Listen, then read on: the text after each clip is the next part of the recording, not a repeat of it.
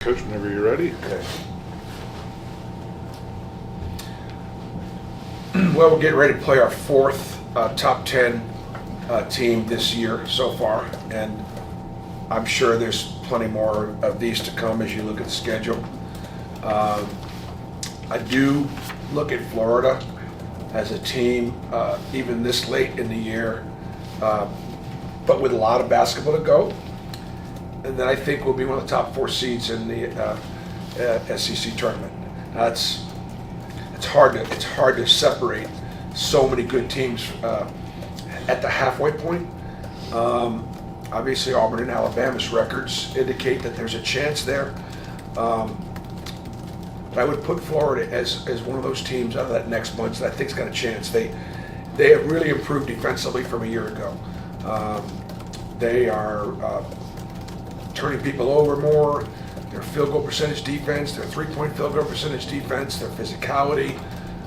They got great size everywhere, and I think that's the biggest difference between last year's Florida teams to this year's Florida teams. They've always played really, really hard. They're one of the best offensive rebounding teams in the country, and there is more physicality on every play, just like what we saw against Tennessee. And so we'll obviously have our hands full. It's a great matchup in the backcourt. Both backcourts have got veteran players, great size, dynamic abilities,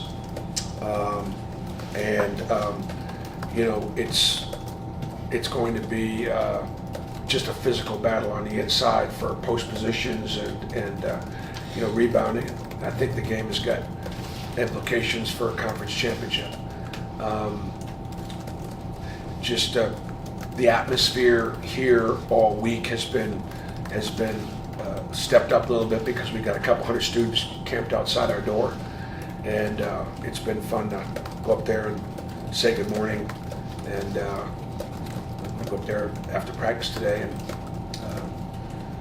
and just thank them all for being here, and excited about the opportunity to play such a great team. Proud of Todd Golden and the job that he's done in his third season at Florida. When you look at Florida, do you look at them the same way as you would Houston, Iowa State, Duke, and maybe how roster-wise, matchup-wise, how close are they to those three? Yeah, I absolutely do. I think this is the third or fourth best team we've played in the top 3 or 4. I'd place them right there with Duke and Houston and Iowa State. Tennessee, the top teams that we played so far, absolutely. They're very, very similar.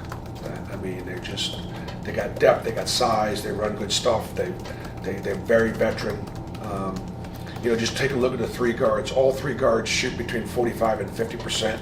They're all better from 3, and yet they can all finish from 2. They're tough covers, and so they got all the pieces. You mentioned a little bit the backcourt of Clayton, Martin, and I guess Richard as well.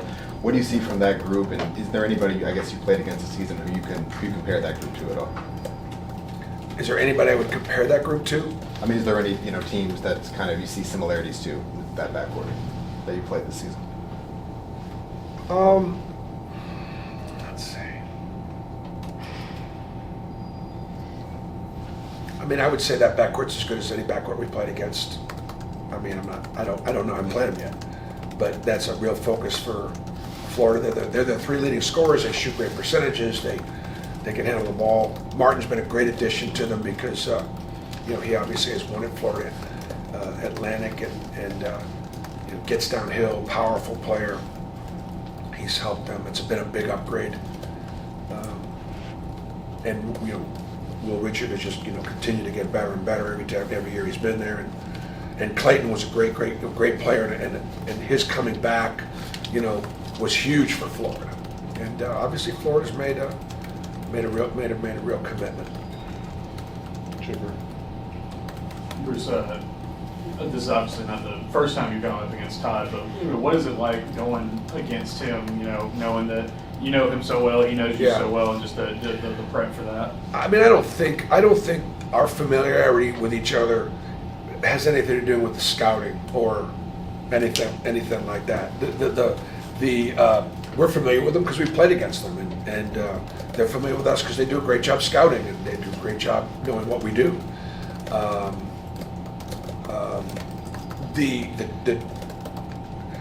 I guess the hard part would be I root for Todd except when I'm playing against him, and I probably don't enjoy playing. I don't enjoy having to play against his teams, especially because they're going to be, both teams play so hard and be so physical. And I'd like to play him only one time a year, and that's in the SEC Tournament Championship game. If I could, I would because we both will have gotten there, and that would be great. Chad picked up a technical, as you know. You were there, I guess, for dissent. I'm not exactly sure what he got the technical for, but did you have a conversation with him, or do you need to have a conversation with him about, hey, he's done a good job of kind of calming himself down, maybe not in that situation? I don't know. Did you talk to him about it? Yeah, Chad's done a great job not taking the bait, and he's really improved playing with passion and energy and emotion. For some reason the Oklahoma game was there was a lot of that going on, and we haven't seen a ton of that all year. We're trying to stay away from it. So I'm sure it's something that